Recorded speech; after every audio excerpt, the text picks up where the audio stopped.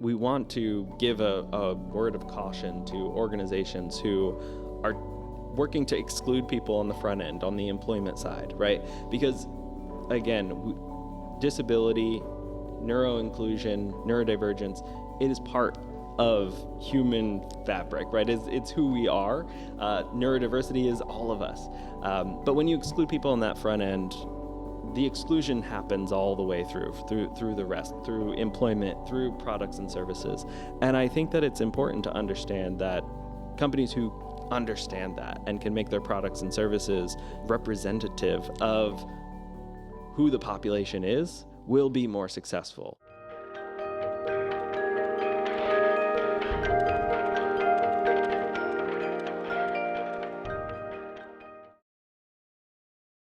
All right, welcome to the Neurodiversity in the Workplace podcast. I'm Joe Riddle, and I'm joined by, you want to introduce yourself? Yeah, I'm Charles Kransberger, consultant with Neurodiversity in the Workplace. And we're going to talk today about the history surrounding disability inclusion efforts, and the neurodiversity movement.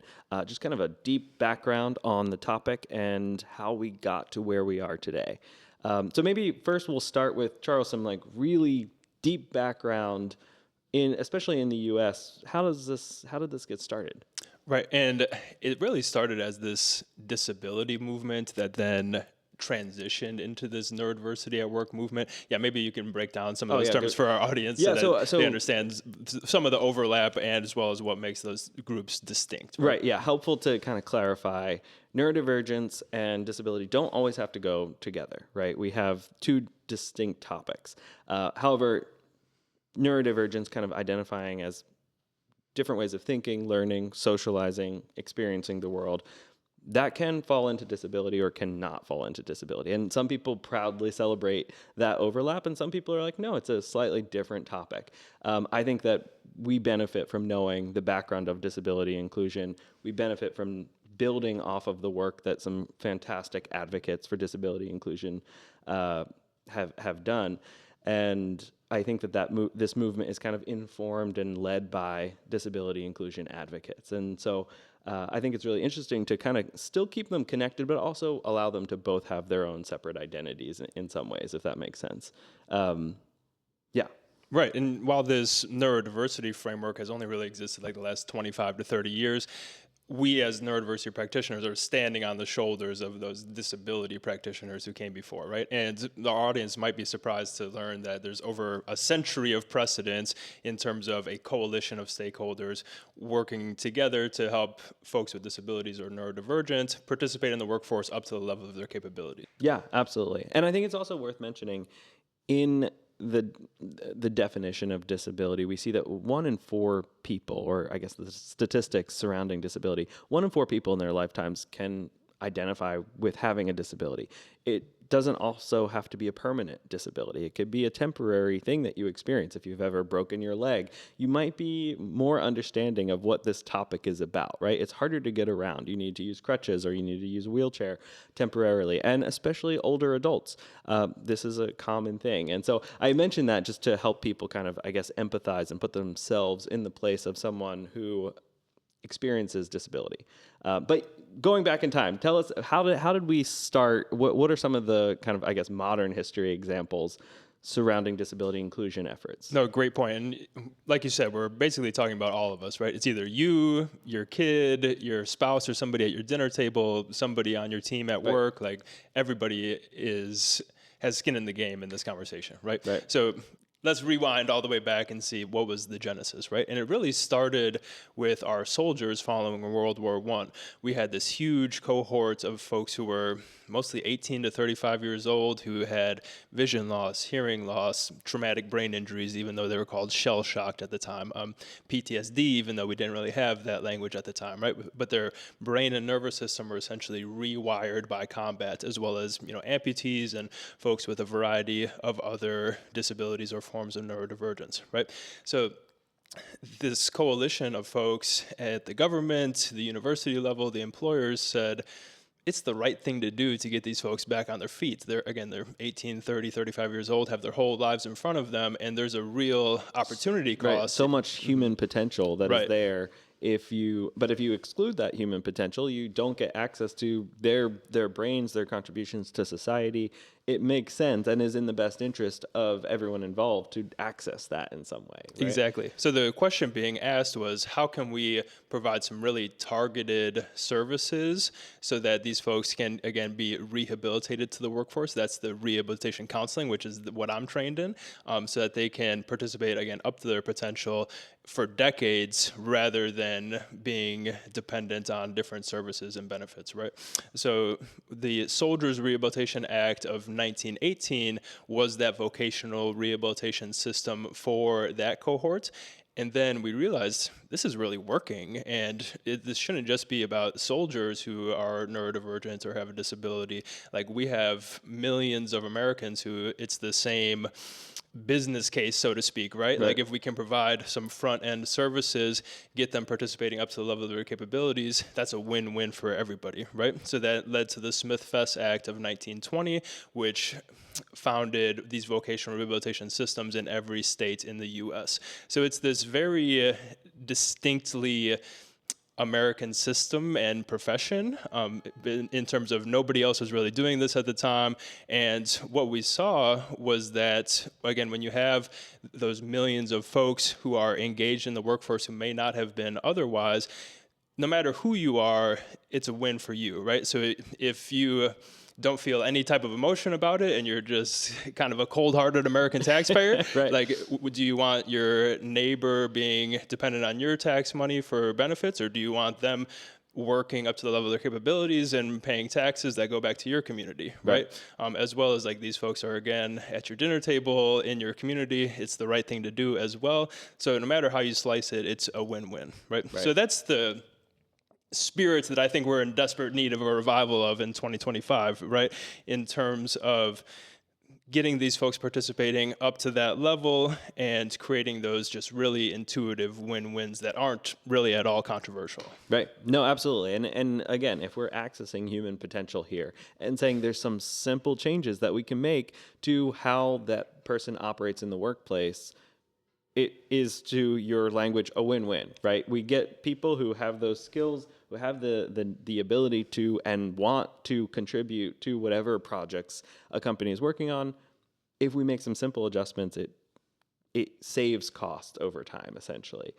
So makes sense to me. Yeah, exactly. And I think after that initial thrust of the movement and it got off the ground and we realized, like, oh, there's something there in terms of that untapped potential, a few decades later, we realized, like, okay, there's some additional work to do in terms of what standard we're going to set in our workforce, right? So that's where we start to see the Rehabilitation Act come into the picture, the Americans with Disabilities Act, where if you are a candidate or employee at a company, you have certain rights that you can express, right? In terms of there's a barrier that you're experiencing and that barrier should be removed, right? We get the idea of reasonable accommodations coming from it, especially in the U.S., the ADA, or Americans with Disability Act. And, you know, we see Tom Harkin, a senator, passing this landmark legislation that was really helpful in telling organizations that, hey,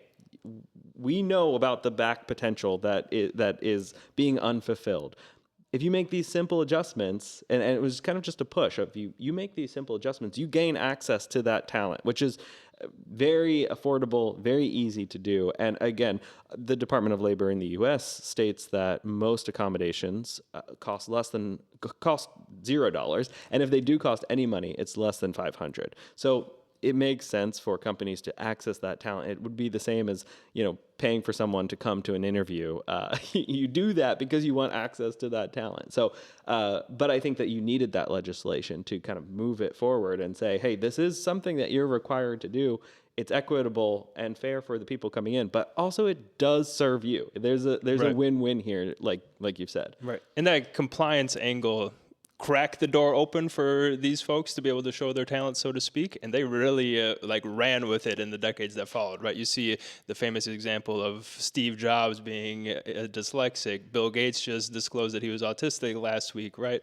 And you see the Stephen Hawkings of the world who are leading in their field, right? So you start to get a lot of visibility about these folks whose talents really are undeniable, and employers are asking like, okay, how can I harness that talent and make my workplace work for folks who it might look a little bit different, but if you look at the result that they're able to achieve, it creates that benefit for both parties. Yeah, absolutely. And then I think looking at, standing on the shoulders of these giants who've helped push this momentum forward of disability inclusion is really helpful. We start to see the neurodiversity movement form. And, I think it's helpful to understand the differences here in understanding disability as a culture. When we look at the medical model of disability and the social model of disability, two kind of same but different ways of looking at a topic. And if we think about it, like an individual person with a disability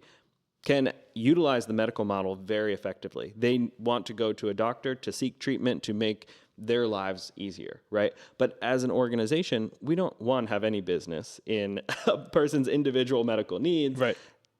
But we do have business in trying to make our society more equitable, more accessible for that person, right? And so the social model starts to become clear, where we can say, okay, we can make our environment around this person easier for them to operate, to thrive in. And this social model of disability helps us to understand why and how we should do that. And that's where we start to see the neurodiversity movement come into play. Correct. Yeah, to your point, the whole premise of the medical model, and we're not necessarily saying that it needs to be replaced. No, it's great for an individual looking for treatment. That's a very helpful thing. Lots of people thrive with a medical model of disability, helping them get access to what they need to make their lives better. Right. So these notions aren't necessarily at odds or contradicting each other. It's just a different perspective. And if you're an employer and you have an employee who's neurodivergent or has a disability, it's not as helpful to be like, here's the list of things that they maybe aren't strengths of theirs, and here's how a medical provider can treat them or cure them or whatever that perspective is, right? It's much more helpful to understand, what are these folks good at? How can I align their role-related responsibilities with those strengths? And if they are experiencing barriers that is within my power to remove or mitigate, how can I get those barriers out of their way? Right. So that's just a much more useful perspective for employers and teams to be able to lead and win a workforce that inevitably has folks who think differently. Like any company that has 5 or more employees, somebody's going to be thinking differently, right? We hope so, yeah. and then the term neurodiversity, coined in the 90s by an Australian sociologist, really to help kind of gather a bunch of different identities together and make it a little bit more easy to express this way of thinking, learning, socializing, experiencing the world differently. And I think we start to see this movement form after that. Is that right, in the 90s? Can you lay out the timeline here for us? Correct. Again, in that U.S. context, it really went from a disability at work movement to a autism at work movement, and then to a neurodiversity at work movement, right? And Sean and some of the folks at the NITW have been around since the beginning of that movement, like way back in 2013. But we saw like vice presidents at some of the world's largest companies who were parents of autistic children say, we want to launch these autism at work programs, right? At a small scale at first, but then it created this conversation where folks with other forms of neurodivergence at the company, whether it's dyslexic or ADHD or OCD or whatever the case may be, were raising their hand and like, hey, this isn't just a hiring perspective. Like, I'm already here and have some unaddressed priorities and pain points, right?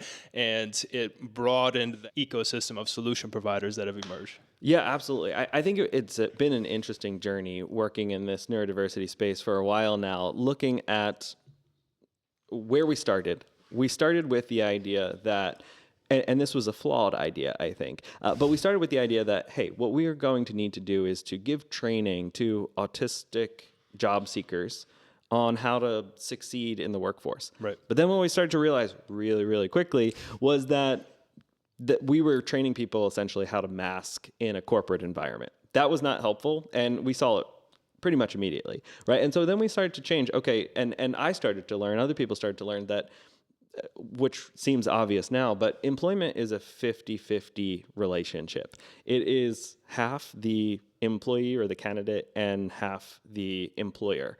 And we were focusing all of our attention on the job seeker, on the candidate, saying, here's what you need to succeed. But we really desperately needed the other side. We needed the employer to say, here's what we can do to allow people to succeed. And that really changed the dynamic of it a lot, where instead of working as sort of a disability services provider, we started working as a neuroinclusion consultancy and saying, here's some of the changes that you can make to allow people to succeed, allow people to showcase their skills like anyone else would with some simple adjustments. The easiest thing to start with that we learned was the interview process, right? What goes into the interview process? There's so many things, and we talk about it on multiple episodes of our podcast here, but in an interview, it is kind of this very traditionally unstructured process where managers just throw a bunch of questions, oftentimes unplanned questions, at candidates and try to hire based on some imaginary vibes, right? Right. That's not going to be effective. And we instead wanted to help companies say, if you allow candidates to prepare in advance and get rid of this notion that you're going to be like able to deliver this pop quiz to people, it becomes really effective and people can demonstrate their skills for the role-related skills that you're actually hiring for. Right. And to that point, the folks who broke ground into the space had to have those feedback loops and get that feedback and iterate to the trajectory of their programs and make sure that it was aligned with a business win-win and some of those pain points and priorities from the community. Kind of parallels drawn to the whole premise of vocational rehabilitation counseling. The rehabilitation is rehabilitating the individual to the workforce, right? Right. And it started with this premise of kind of doing the right thing and taking care of our own, that kind of a spirit, but it evolved into this notion of there's something in it for the employers in terms of incentives if you hold up your end of the bargain. Right. So, really strong parallels from the last dozen years of the neurodiversity at work movement, as well as to this broader century-wide movement of vocational rehabilitation counseling and what that's looked like. Absolutely. And what I think we can hope for what comes next, right, is this idea that the neurodiversity employment movement will then reinform its foundation of the disability inclusion movement, the vocational rehabilitation movement, and learn from some of the things that we've learned in and I think it has, there's plenty of fantastic disability inclusion advocates and employment advocates. But I think that continuing to have an open dialogue will be really helpful in saying, okay, this employment relationship is a 50-50 equation. And just rehabilitating the person who is seeking the job is never going to be the most effective strategy. We need two sides of that equation to be dealt with. And we need to help employers understand that access to this talent pool is critical for human capital to be utilized, for people to use their products and services. It's not just reflective of their employee base, but also of their customers. 1 in 4 people with a disability. So, I think it makes a lot of sense. And when we look at the neurodiversity movement, we also start to see a couple of stages where first, like we mentioned, it was helping people to succeed, training them.